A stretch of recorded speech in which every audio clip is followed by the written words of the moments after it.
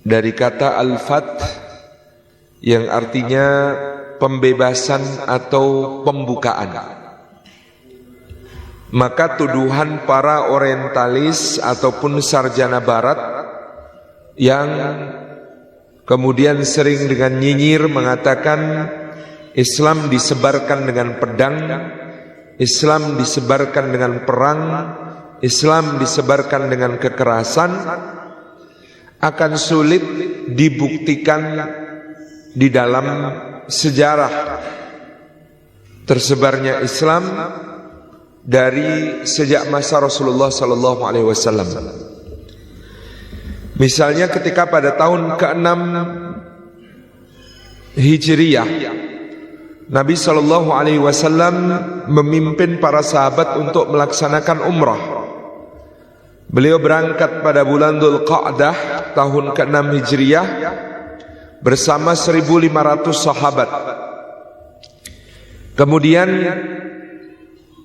beliau SAW dan para sahabat ternyata ditahan, tidak diizinkan untuk memasuki kota Makkah, sehingga beliau berkemah di daerah Hudaybiyah dengan pasukan Khalid bin Walid yang berkekuatan 1.500 orang pula. 500 berupa pasukan berkuda dipimpin dia sendiri, 1.000 orang di bawah pimpinan Ikrimah bin Abi Jahal dan Safwan bin Umayyah berjalan kaki menjagai mereka agar tidak bisa memasuki kota Makkah.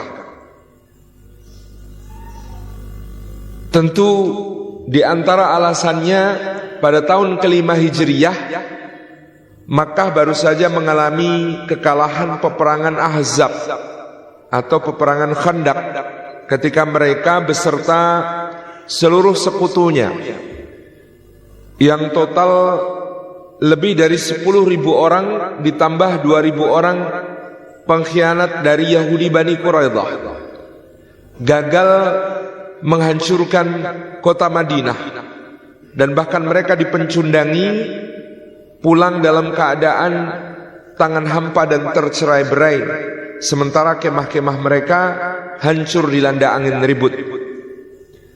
Maka dalam pandangan para pemimpin Mekah akan menjadi aib kalau mereka membiarkan Rasulullah SAW yang gagal mereka taklukkan memasuki kota Mekah dengan bebas merdeka.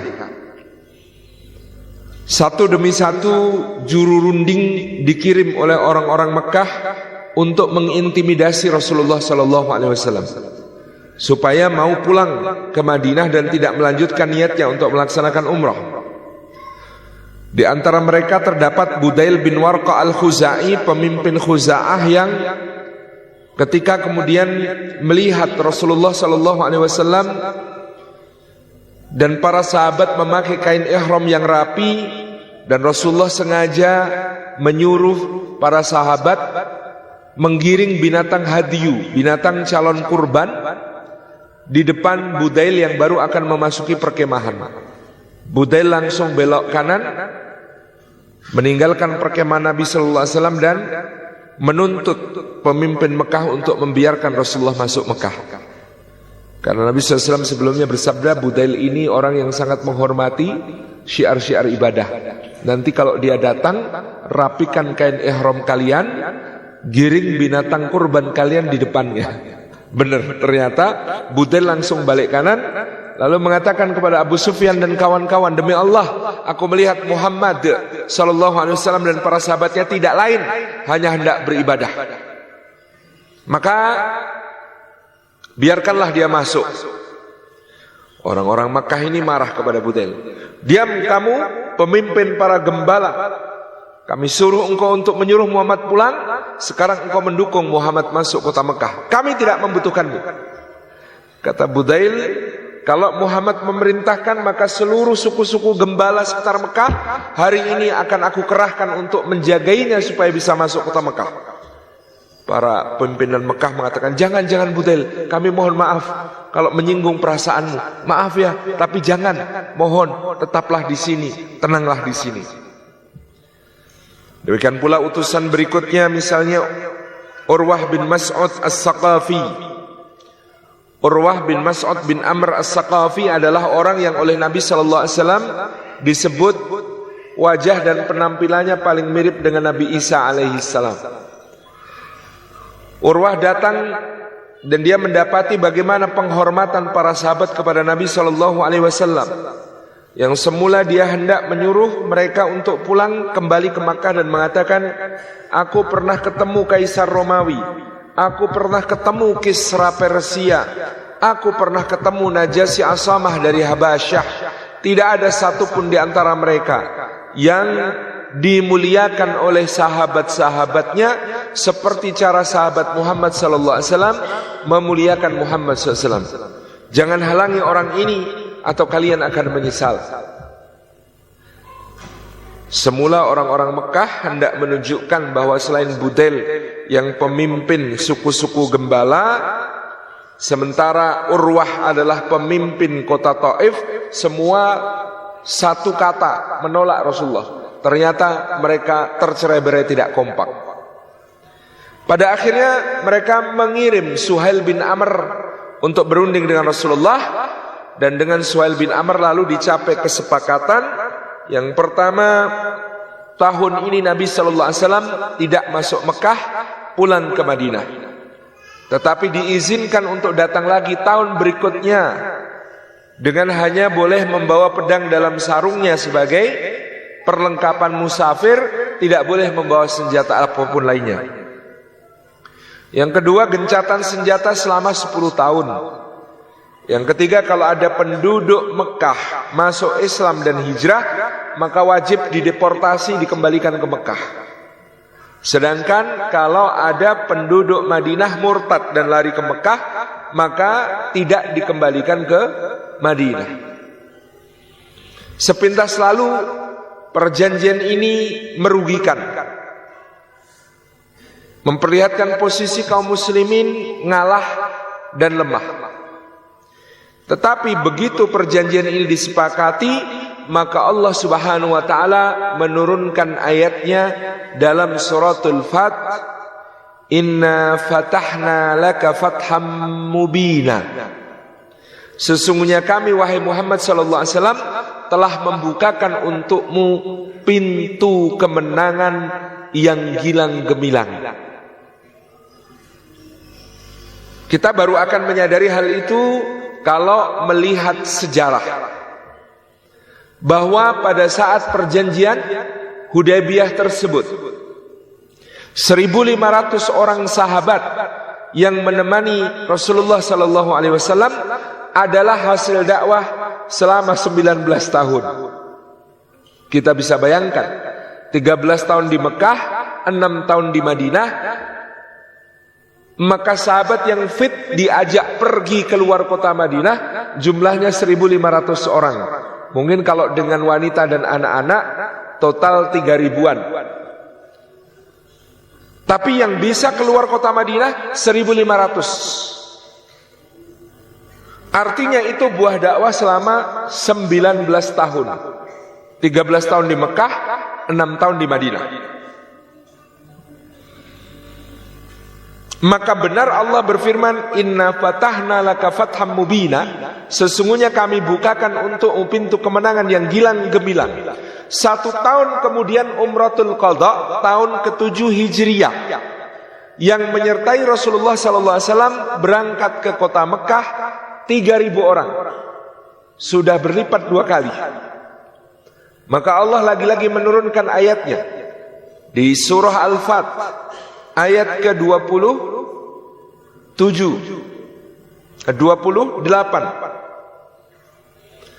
Laqad sadaqallahu rasulahu ru'ya bil haqq la tadkhulunnal masjidal harama insyaallahu aminin muhalliqina ru'usakum wa muqassirina la takhafun fa'alima ma lam ta'lamu faja'ala min duni dzalika fathan qariba.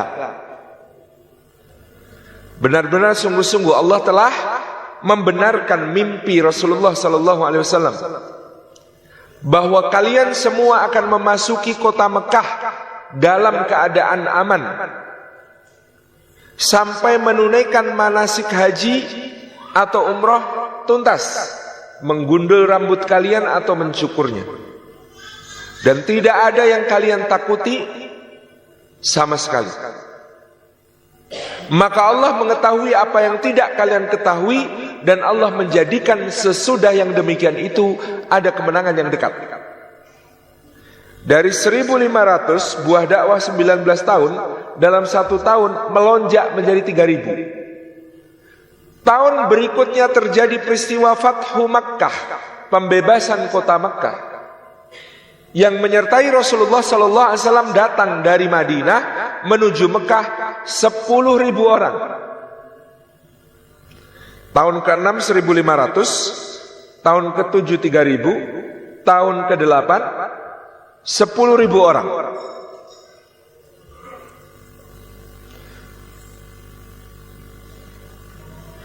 Maka Allah Subhanahu wa taala kembali menurunkan ayatnya yang mulia.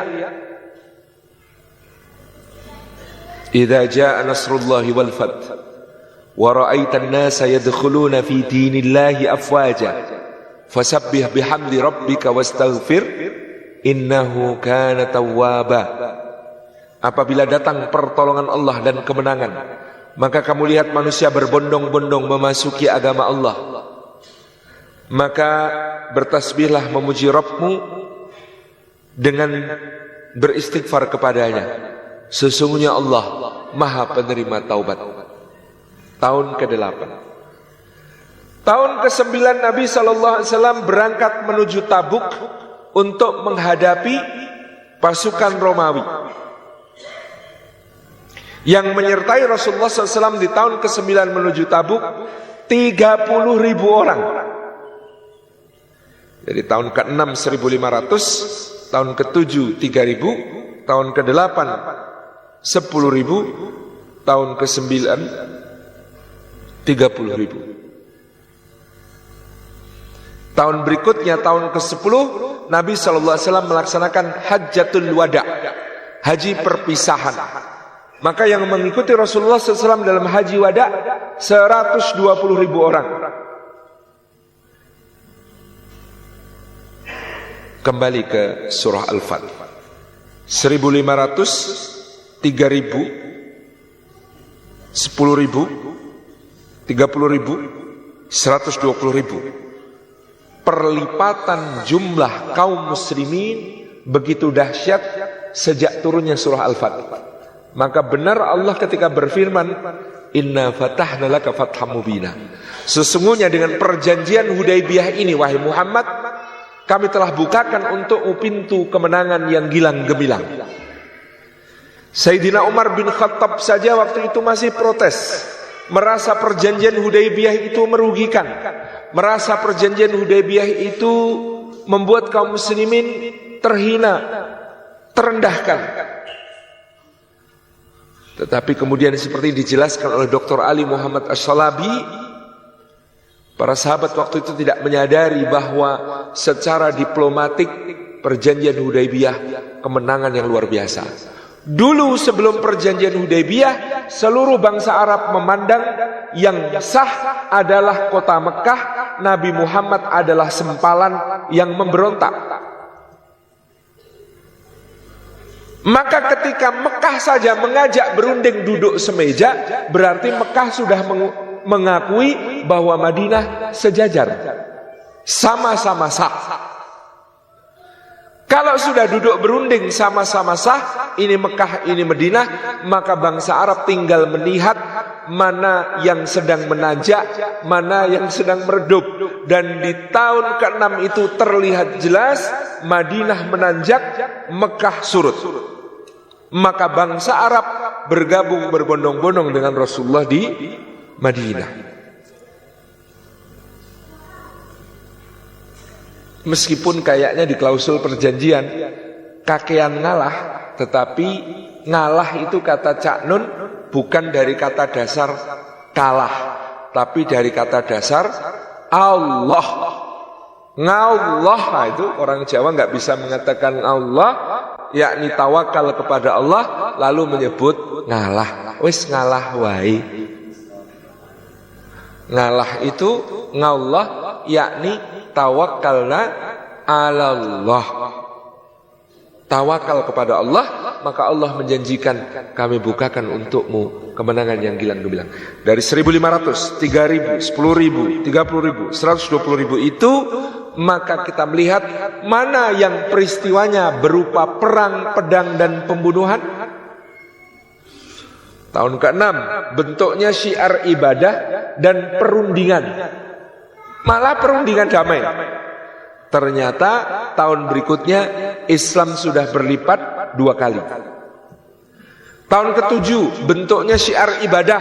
Waktu itu sampai Rasulullah tiba di Makkah, langsung memerintahkan ittiba, lengan kanan dibuka kain ihramnya, lalu tawaf, sehingga penduduk Mekah melihat keker-kekernya para sahabat radhiyallahu anhum ajma'in. Berlipat jadi 3 di tahun ke-8 menjadi 10.000 orang. Dan tahun ke-8 meskipun disebut sebagai Fathu Makkah, tetapi nyaris tidak terjadi pertumpahan darah sama sekali. Jadi bahkan ada yang menyebut seakan-akan Fathu Makkah itu cuma karnaval, karena Rasulullah dan berbagai kabilah berbaris memasuki kota Makkah tanpa ada pertumpahan darah. Karnaval. Di tahun ke-9 namanya Perang Tabuk, tapi juga tidak terjadi clash. Karena ketika Rasulullah SAW berangkat 30.000 orang dalam keadaan musim panas yang sangat parah, pasukan Romawi dapat laporan dari intelijen, pasukan Arab datang. Pasukan Romawi berkekuatan 200.000 orang. Semula mereka nunggu musim dingin supaya bisa perang melawan kaum muslimin. Karena kalau perang di musim panas, pasukan Romawi yang pakai baju besi itu nggak kuat, Pak. Panas, ya baju besi kena panas, berem-berem itu badannya semuanya. Sudah berat, panas, keringetan, wis ora fokus. Jadi pikirnya pasukan Romawi, kita tunggu musim dingin, kita serbu Muhammad sallallahu alaihi wasallam. Ternyata Rasulullah musim panas sudah berangkat menuju perbatasan Romawi. Geger pasukan Romawi, edan pasukan mereka, musim panas saja mangkat. Geger, bubar itu pasukan Romawi itu. 100.000 legiun ditarik kembali ke Konstantinopel, 100.000 pasukan Arab Kristen kembali ke sukunya masing-masing ketakutan. Karena apa? Karena Rasulullah strict. Pertahanan terbaik adalah menyerah, gitu ya.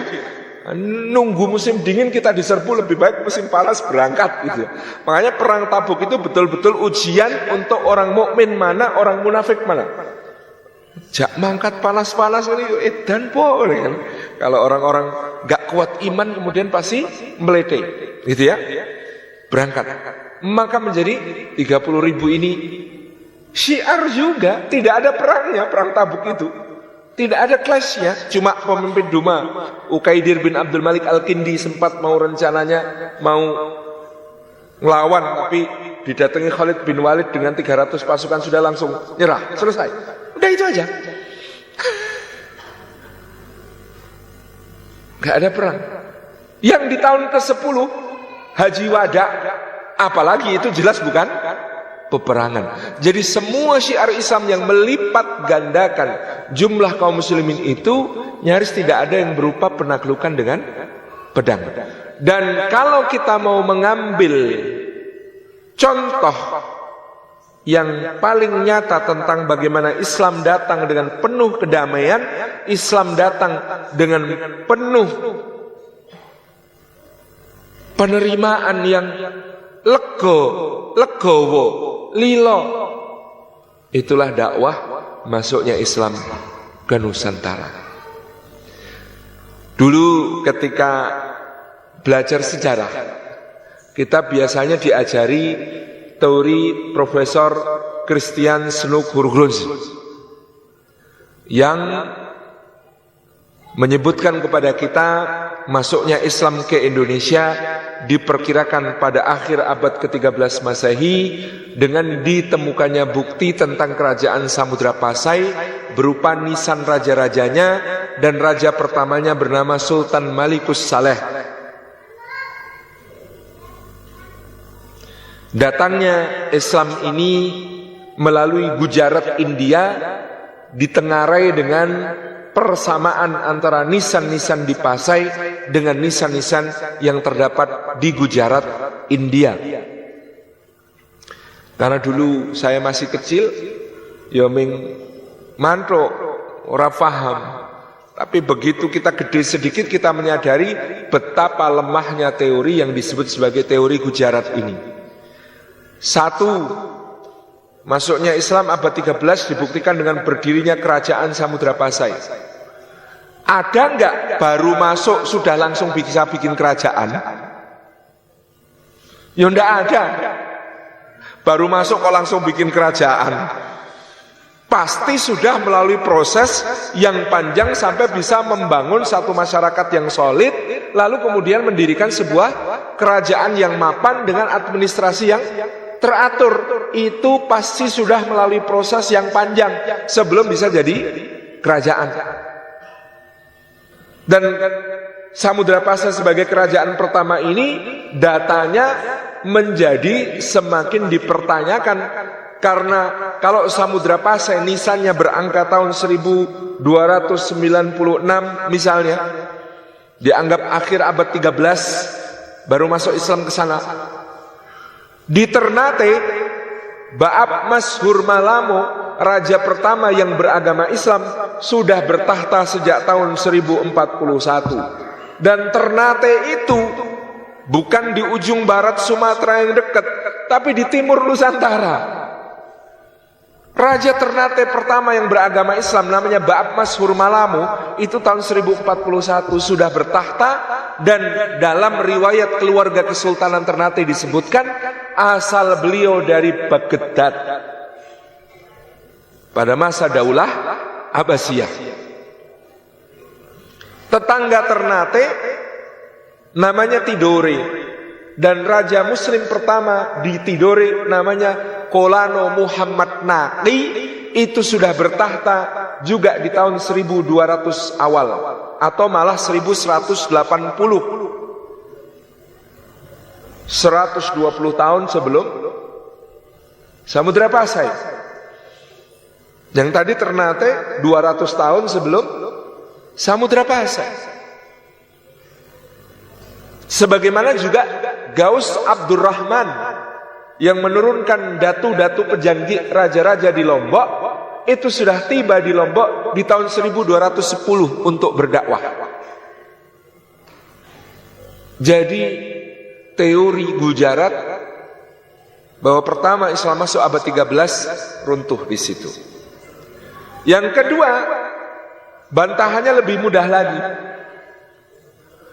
Kok bisa-bisanya disebut dia datang Islamnya melalui Gujarat hanya karena persamaan nisan? Kalau Islamnya melalui jalur itu, seharusnya mazhab fikihnya sama. Di Gujarat mazhab fikihnya Hanafi. Di Samudra Pasai seperti laporan Ibnu Batutah tahun 1320, ketika pemerintahan Sultan Malikud Dhahir, semua amaliyahnya mazhab Syafi'i. Berarti mu'alim Islam, guru-guru agama Islam di Samudra Pasai bukan dari Gujarat. Mereka belajarnya mazhab Syafi'i yang waktu itu sangat kuat di Mesir dan Suriah. Karena ada dua daulah atau kesultanan sepanjang sejarah Islam yang menjadikan mazhab Syafi'i sebagai mazhab resmi negara. Yang pertama Daulah Ayyubiyah, Sultan Salahuddin Al-Ayyubi dan keturunannya. Yang kedua Daulah Mamluk, dimulai dari Sultan Saifuddin Mudzaffar Qutus dan kolega-koleganya. Itu bermazhab Syafi'i. Karena Saifuddin Mudzaffar Qutus itu murid dari Al-Imam Izzuddin bin Abdissalam Asy-Syafi'i, Sultanul Ulama fi zamannya. Disebut sebagai sultannya ulama pada zamannya. Jadi di sini teori Gujarat runtuh. Maka teori yang lebih masuk akal tentang masuknya Islam ke Nusantara adalah apa yang dikemukakan oleh Buya Hamka sebagai teori Arabia. Nanti akan ada teorinya Profesor Slamet Mulyana, namanya teori Persia. Tapi teori Persia ini banyak missing linknya banyak. Dan saya tidak merasa perlu untuk menjelaskannya karena tadi terlalu banyak missing link sehingga sangat mudah dibantah. Meskipun nanti ada bukti, misalnya teori Persia ini dengan berdirinya kerajaan Perlak yang lebih tua daripada Samudra Pasai, dan kerajaan Perlak ini bermadzhab Syiah. Kalau saya juga membantah teori kalau ini teori Persia.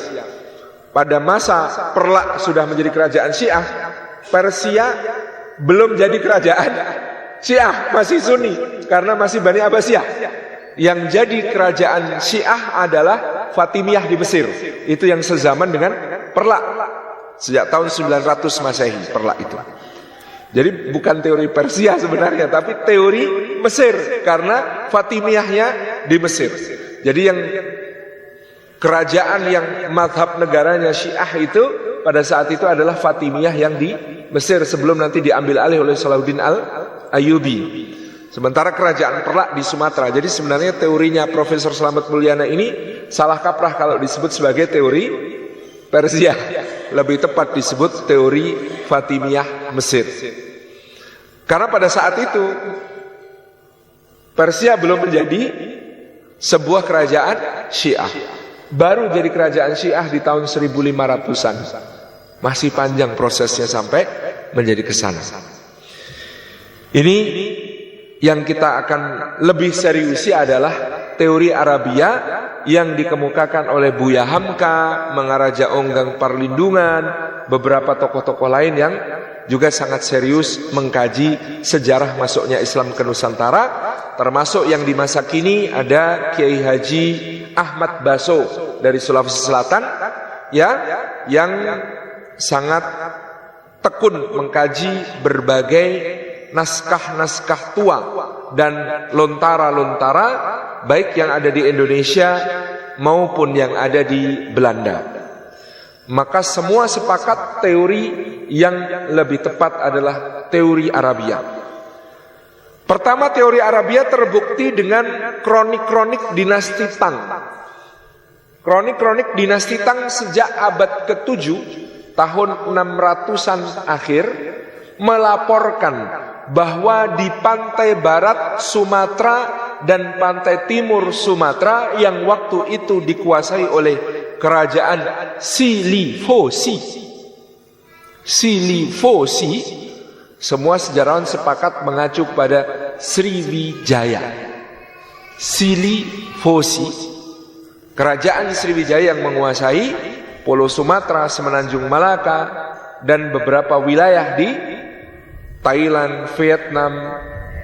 Pada masa itu memang kerajaan besar beragama Buddha. Tetapi di pantai timur dan pantai barat Silifosi ini terdapat banyak komunitas Tasi. Tasi ini dulu diterjemahkan sebagai pedagang-pedagang Arab Muslim. Tetapi Kiai Haji Ahmad Baso melangkah lebih jauh. Menurut beliau, Tasi bukan hanya pedagang. Tasi adalah komunitas yang mapan.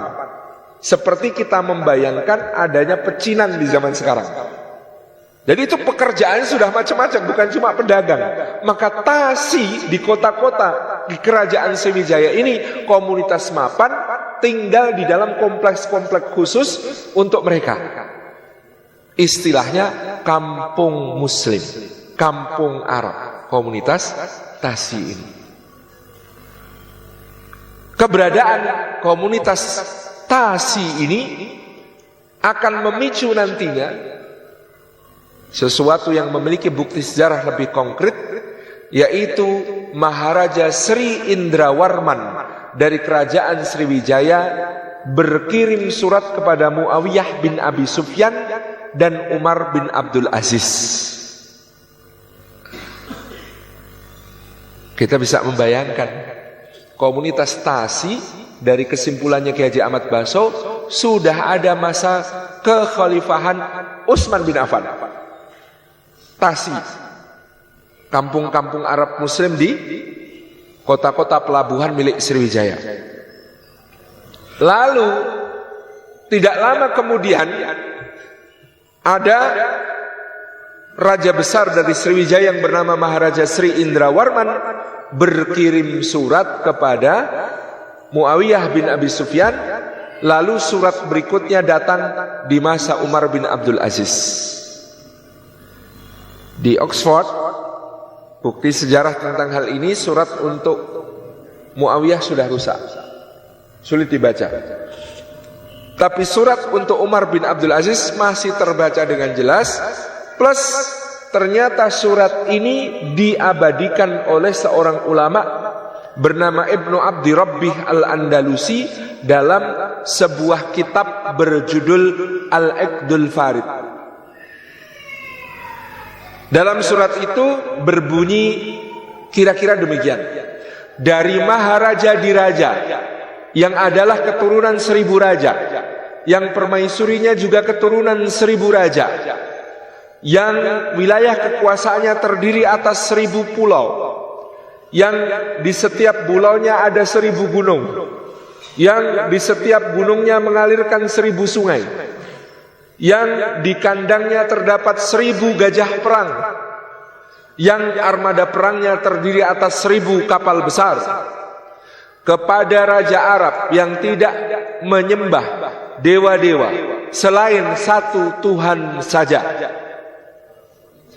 Aku kirimkan untukmu beberapa hadiah tanda persahabatan. Disebutkan yang dikirim waktu itu terdapat wewangian dari gaharu dan cendana. Terdapat pula berbagai rempah-rempah, kayu manis, kemudian juga kapur barus. Bapak Ibu mungkin sekarang menganggap kapur barus barang murahan, beli merek bagus gitu. Pada masa itu kapur barus komoditi yang sangat mahal di dunia. Dan kapur barus ini sudah diperdagangkan ribuan tahun sebelum Masehi dari pelabuhan Fansur atau pelabuhan Barus yang ada di pantai barat Sumatera. Sebuah penelitian mengungkap Fir'aun Mesir yang paling kaya itu isi badannya yang dimumifikasi adalah kapur barus. Kalau Fir'aun yang lebih miskin, ya, maksudnya bukan miskin, yang tidak terlalu kaya mungkin rempah-rempah yang lain. Tapi Fir'aun terkaya seperti Seti, ya, kemudian seperti Meneptah, seperti Tutankhamun dan lain sebagainya. Ini Fir'aun kaya. Ini badannya di dalam ditemukan banyak residu kapur barus. Karena orang di mumi itu dulu Pak, bagian-bagian yang gampang bikin busuk dikeluarkan. Cairan otak dikeluarkan, lambung, usus, paru-paru, jantung dikeluarkan. Jadi yang bisa bikin busuk itu dikeluarkan. Nah kalau dikeluarkan harus diisi. Nah yang dipakai untuk ngisi itu yang paling bagus adalah kapur barus. Jadi dulu kenapa Sumatera itu disebut Swarna Dwipa, pulau emas dan perak? Karena dulu konon orang Sumatera yang berdagang sampai ke Mesir menjual kapur barus tidak mau menerima bayaran selain emas. Dan dulu 1 kilogram kapur barus ya 1 kilogram emas Pak. Karena memang langka dan mahal. Oh sekarang kan sintetis, dulu asli dari pohonnya. Jadi ini kenapa saya menyebutkan hadiahnya Sri Indrawarman termasuk kapur barus. Malang di sini jetat, masuk hadiah mau kapur barus? Enggak di sini. Zaman itu larang tenan gitu. Kemudian tentu rempah-rempah seperti lada dan lain sebagainya itu dikirim sebagai hadiah. Kalimat berikutnya, kirimkanlah seorang yang bisa mengajarkan agamamu kepadaku. Itu permintaannya. Pengiriman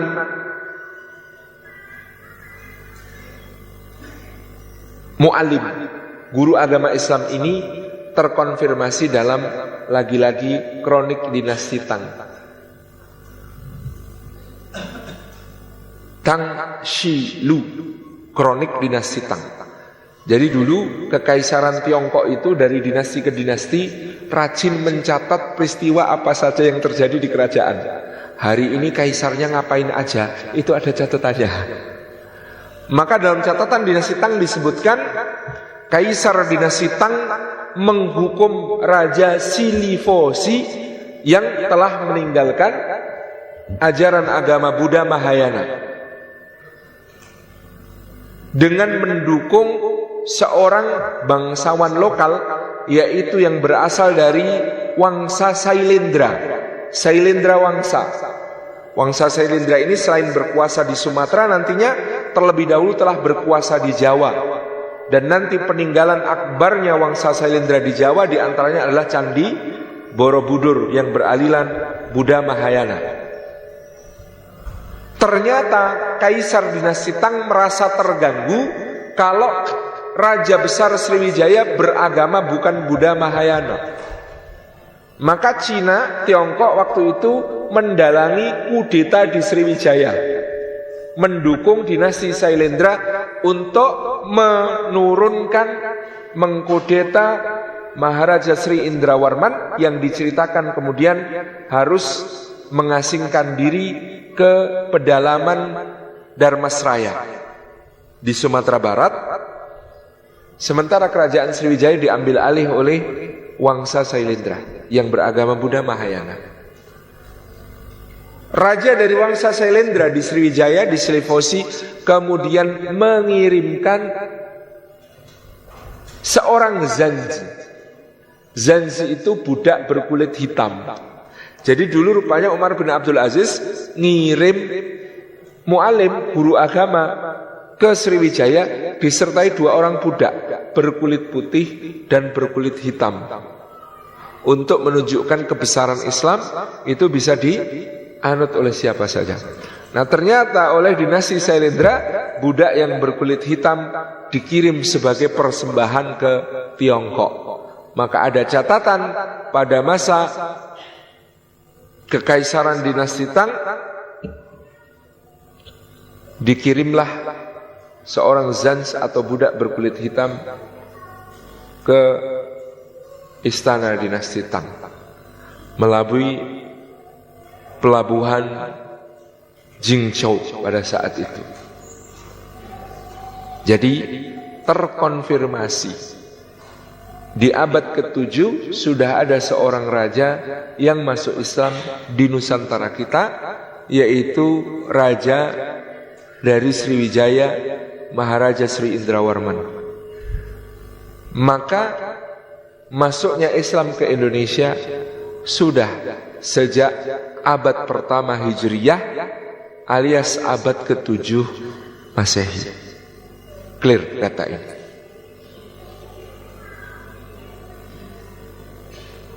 Ini gelombang pertama masuknya Islam ke Indonesia.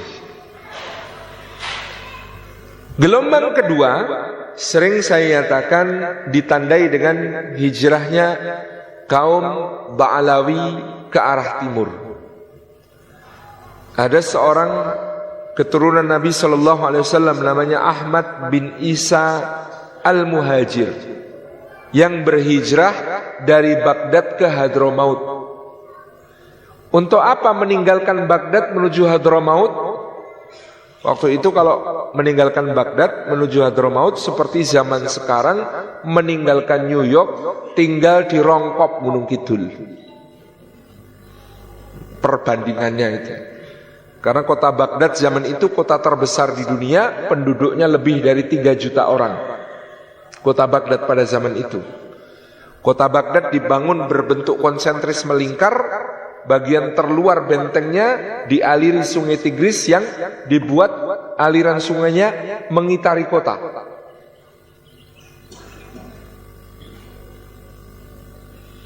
Tinggi benteng terluar kota Baghdad 40 meter. Tebal benteng terluarnya kota Baghdad, di bagian atas bisa dilewati 4 kereta berjajar sekaligus. Tebalnya itu paling atas bisa dilewati 4 kereta jejer-jejer sekaligus. Jari-jari kotanya 40 mil. Berarti 75 kilo. Jari-jari kotanya. Berarti dari ujung ke ujung kotanya itu 150 kilo, Pak. Saking besar.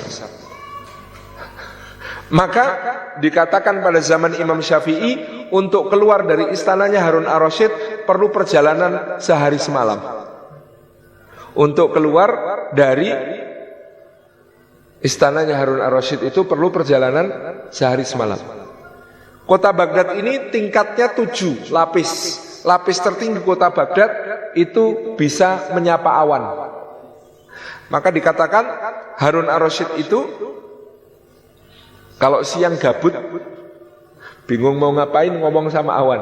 Hei awan, pergilah kemanapun kau suka, jatuhlah dimanapun kau mau, nanti pasti hasil buminya datang menghadap aku. Itu aktivitasnya Harun ar-Rasyid kalau gabut ngomong sama awan gitu. Saking besarnya Baghdad pada zamannya. Nah, itu pindah ke Hadramaut. Hadramaut itu Rongkop. Gunung Kidul. Kalau sini nak pelosok mana, Pak? Di Karanganyar ini? Hah? Oh, Purwodadi, Blusu. Ya itulah gambarannya gitu ya. Kalau sini kan agak rame karena sini itu full magic ya, Pak ya. Kebak keramat. Nah, ternyata keturunannya Ahmad bin Isa al-Muhajir ini pindah ke sana. Kenapa? Karena ingin melindungi anak cucunya dari fitnah akidah Syiah Rafidhah. Takut anak-anaknya terpengaruh akidah Syiah Rafidhah. Ini sejarahnya nanti yang lengkap bisa dicek ke Al-Habib Novel bin Muhammad Al-Aidrus. Lalu Ahmad bin Isa al-Muhajir ini berputra di Hadramaut. Anaknya namanya Ubaidillah. Ubaidillah punya anak namanya Alawi. Alawi bin Ubaidillah bin Ahmad bin Isa. Itu yang kemudian keturunannya Alawi ini merasa di Hadramaut daya topang kehidupannya sedikit, tanahnya tidak subur, perdagangan tidak ramai dan lain sebagainya. Mereka perlahan-lahan bergeser ke timur, berhijrah, berpindah. Maka ada yang sampai ke Uzbekistan. Ini yang kemudian jalur ini ke Kazakhstan, Uzbekistan, ya melalui India. Ini disebut sebagai keluarga Azmat Khan. Ada yang ke timur sampai ke Gujarat, Pakistan, dan lain sebagainya. Ada yang ke timur, ya makin ke timur, sampailah ke Nusantara kita. Termasuk tadi diantaranya adalah ya dugaan beberapa ahli sejarah, Duriyah itu sebagiannya menjadi raja-raja di Nusantara, termasuk Ba'ab Masyhur Malamu yang ada di Ternate, kemungkinan besar dari Duriyah ini, yang nenek moyangnya berasal dari Baghdad. Nah, karena memang para sadat Ba'alawi ini, para sayyid-sayyid keturunan Alawi bin Ubaidillah bin Ahmad bin Isa ini ganteng-ganteng. Kalau sampai Nusantara pun diambil menantu oleh para raja. Maka mereka pun menurunkan banyak dinasti raja-raja. Seperti misalnya Bapak Ibu bisa melihat kerajaan Siak Sri Indrapura. Itu raja-rajanya keturunan Nabi sallallahu alaihi wasallam. Demikian pula kerajaan Pontianak, itu Al-Qadri dari Duriyah Nabi sallallahu alaihi wasallam. Demikian pula tadi kita sudah menyebut kerajaan Ternate dan lain sebagainya. Ini gelombang kedua. Gelombang ketiga adalah gelombang yang tercipta karena perang salib dan penyerbuan Mongol. Selama terjadinya perang salib dan penyerbuan pasukan Mongol ke dunia Islam di abad ke-11, 12, 13, 14, dan 15, maka dunia Arab Timur Tengah sangat memerlukan dana yang super besar untuk bisa mendanai jihad fisabilillah. Dari mana dana itu didapat? Dari perdagangan rempah-rempah. Maka jalur perdagangan rempah-rempah ini sangat dijaga oleh kaum muslimin supaya tetap lancar, dan jalur perdagangan rempah-rempah itu membentang dari Ternate Tidore di timur sampai ke pelabuhan-pelabuhan seperti Aden, Maskat, dan lain sebagainya di Jazirah Arab. Kalau jalur ini harus diamankan, maka ada yang harus diutus untuk mengamankan jalur-jalur tersebut. Maka termasuk di antara para panglima yang mengamankan jalur laut tersebut, konon ada yang bernama Merah Silu. Merah Silu inilah yang kemudian mengamankan pelabuhan di ujung utara Sumatera yang bernama Pelabuhan Samudra di Pasai, untuk menjadi transit akbar jamaah haji maupun jalur rempah-rempah. Merah Silu inilah yang kemudian ketika menjadi sultan, namanya Sultan Malik As-Saleh. Gelar Sultan Malik adalah gelar sultan yang biasa dipakai oleh raja-raja dinasti Ayyubiyah, keturunan Salahuddin Al-Ayyubi, dan dinasti Mamluk di Mesir, dan mereka memang sezaman. Bisa disimpulkan kerajaan Samudra Pasai berinduk dalam pembelajaran keislaman kepada dinasti Mamluk di Mesir. Dugaan lain pula menyebutnya bahwa Baab Masyhur Malamu di Ternate, juga Kolano Muhammad Naqi di Tidore adalah bagian dari strategi mengamankan jalur rempah-rempah itu, sehingga mengirimkan ulama-ulama muslim untuk menjadi sultan-sultan di daerah penghasil rempah-rempah. Sedemikian pula Gaus Abdurrahman yang kemudian mengamankan Jazirah Lombok. Demikian pula di Jawa, pemukiman-pemukiman Islam tumbuh di pelabuhan-pelabuhan untuk mengamankan jalur perdagangan rempah-rempah. Termasuk di Leran Gresik, di mana makam berangka tahun 900-an banyak ditemukan, misalnya nisan Fatimah binti Maimun yang kemudian berada di Leran di Gresik. Ini adalah gelombang ketiga dari penyebaran masuknya Islam ke Nusantara kita yang tercinta. Diamankannya jalur rempah-rempah oleh para panglima muslim yang kemudian menjadi para penguasa muslim. Lalu setelah itu, mungkin ini yang paling seru, tapi mungkin nanti kita tidak bisa bahas sampai tuntas, adalah gelombang keempat.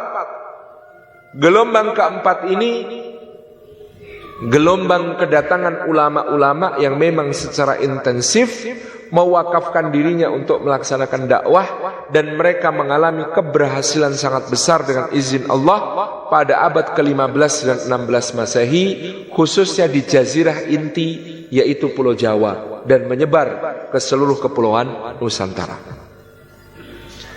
Pelopor dari generasi ini menurut Kiai Haji Ahmad Baso adalah Sayyid Ahmad Jamaluddin Al-Akbar, yang di Jawa kemudian banyak disebut sebagai Syekh Jumadil Kubro.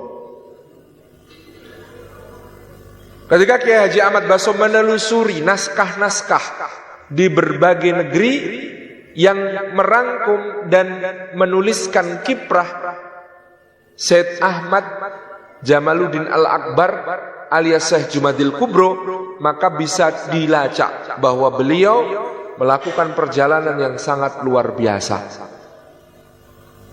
Dari Jazirah Arab ke Uzbekistan, ke Champa, ke Benggala, ke Patani, ke Malaka, ke Palembang, ke Aceh, ke Pasai, ke Mekah lagi, balik ke Nusantara, menuju Jawa, dan kota-kota di Jawa banyak sekali yang dijelajahi termasuk Semarang, makanya ada makamnya.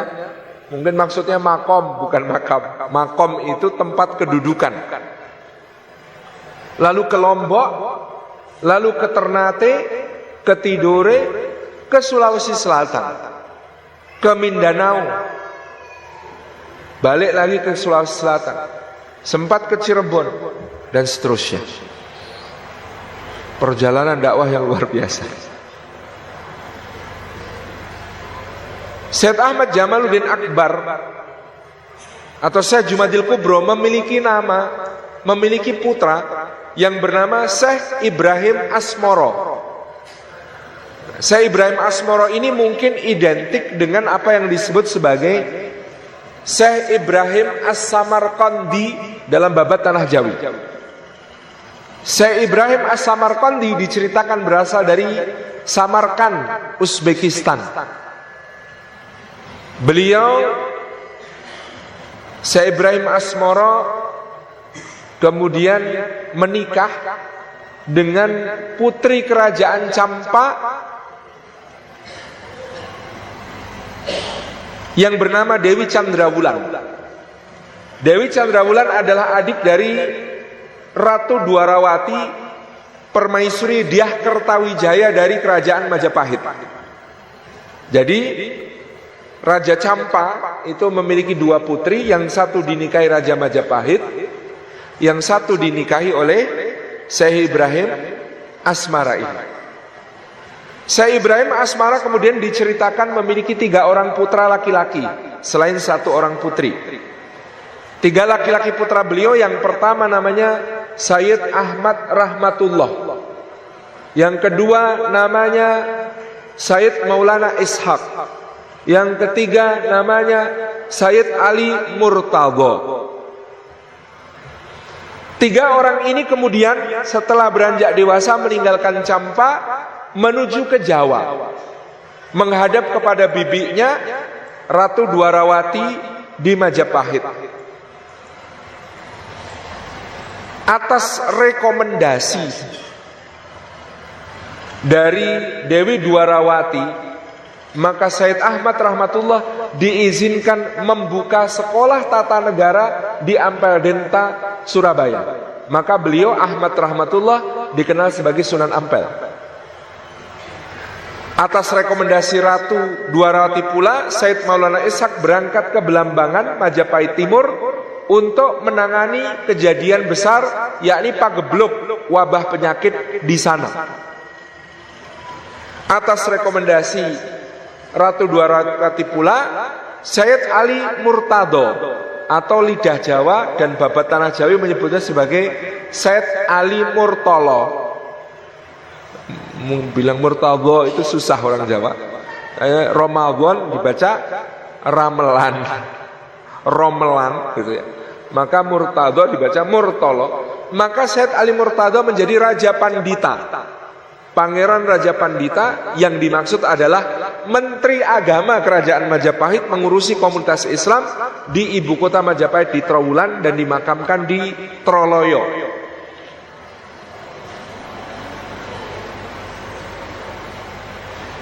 Syekh Abu Fadl Senori Tuban dalam kitab beliau Ahlal Musamarah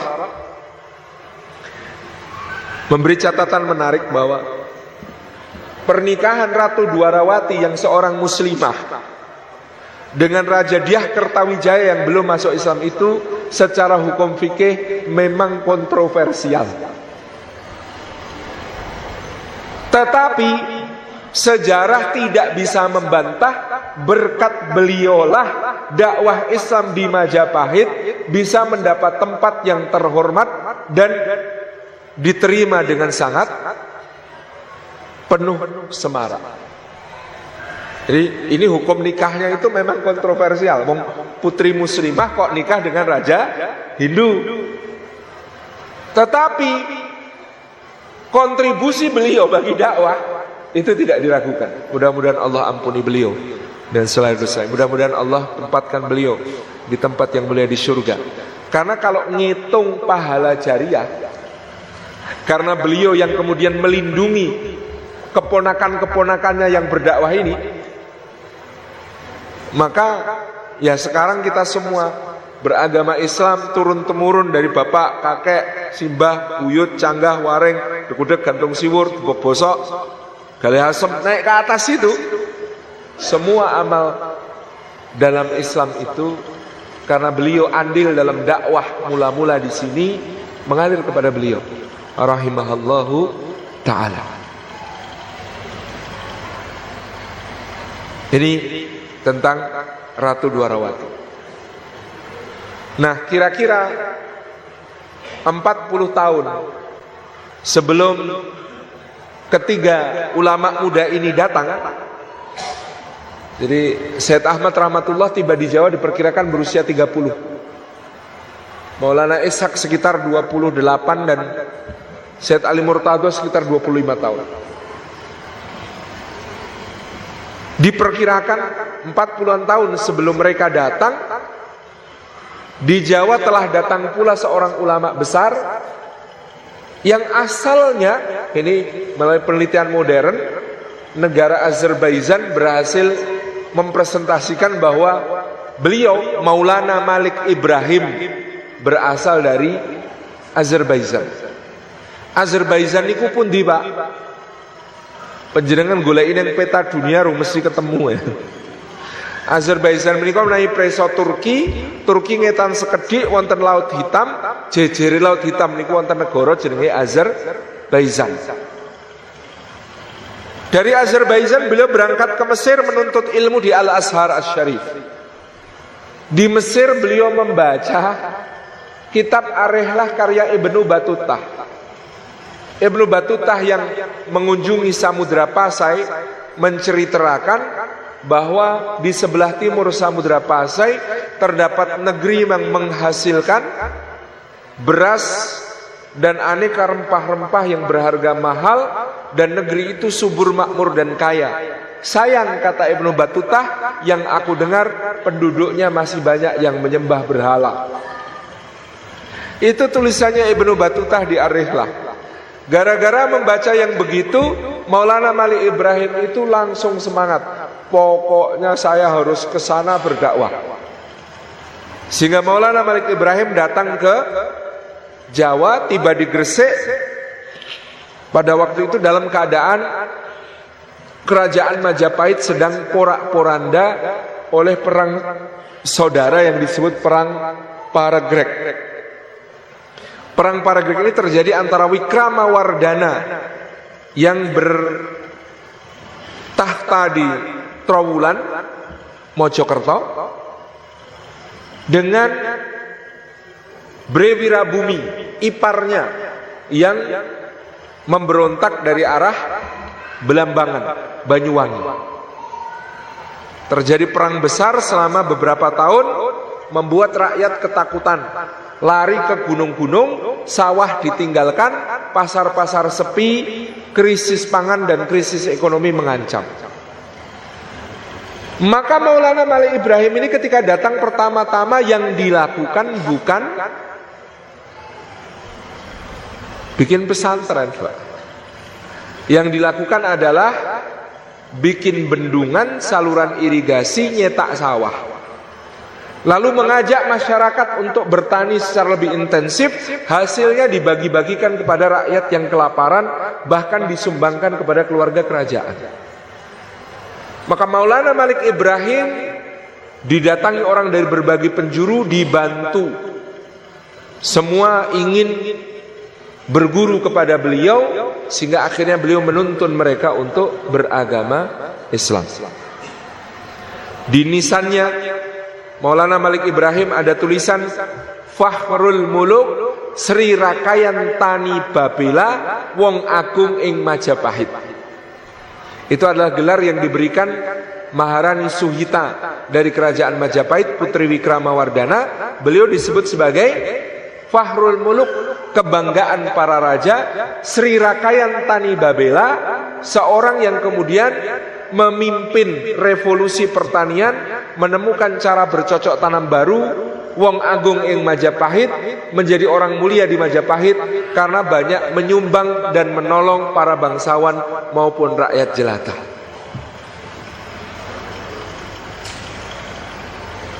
Maulana Ahmad rahmatullah, sekolah tata negara.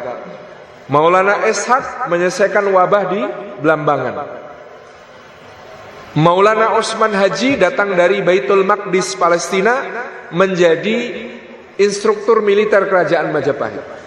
60 siswa didikannya dikirim ke Bali kepada Raja Gilgil Sri Kresna Kepakisan dari Dalem Waturenggong. 60 prajurit Majapahit terbaik yang dikirim ke Bali ini semuanya nyama selam, nyama saudara, selam Islam. Di waktu itu dakwahnya sampai ke kalangan militer, para prajurit. Putranya Maulana Usman Haji, Syed Ja'far Shodiq, membuat kota di pantai utara Jawa, nama kotanya dan nama masjidnya seperti nama kota dan masjid di tanah kelahirannya. Masjidnya bernama Masjid Al-Aqsa. Ketika beliau titip pada salah satu santrinya untuk bersidang di antara para wali sedang rapat di Ambal Denta, dia minta tolong dibikinkan menara untuk masjidnya azan, yang membuatkan kan masyarakat bergotong royong saking cintanya kepada beliau.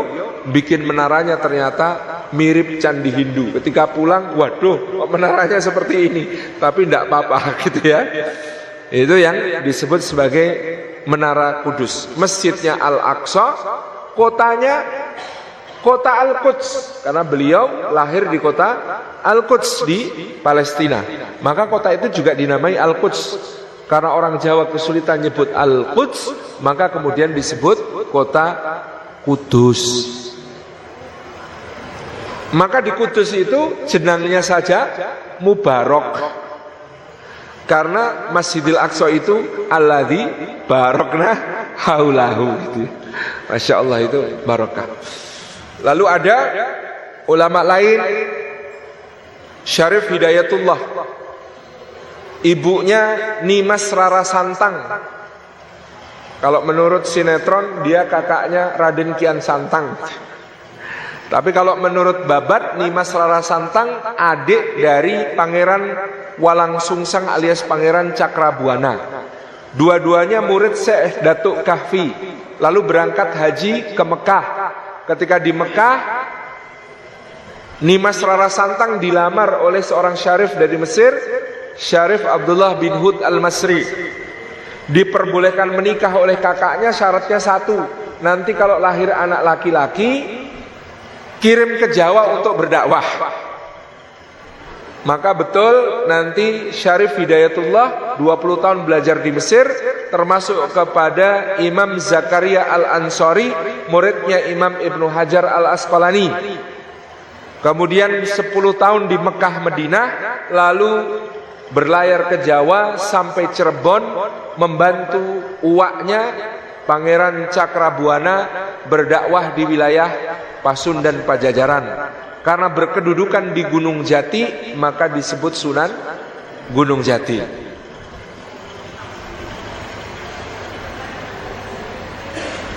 Salah satu murid Sunan Gunung Jati talaki kepada beliau, karena Sunan Gunung Jati bawa ilmu yang sangat ali, sanadnya tinggi di mazhab Syafi'i dari Mesir dan Makkah Madinah. Maka Raden Said bin Aryateja dari Tuban berguru kepada beliau.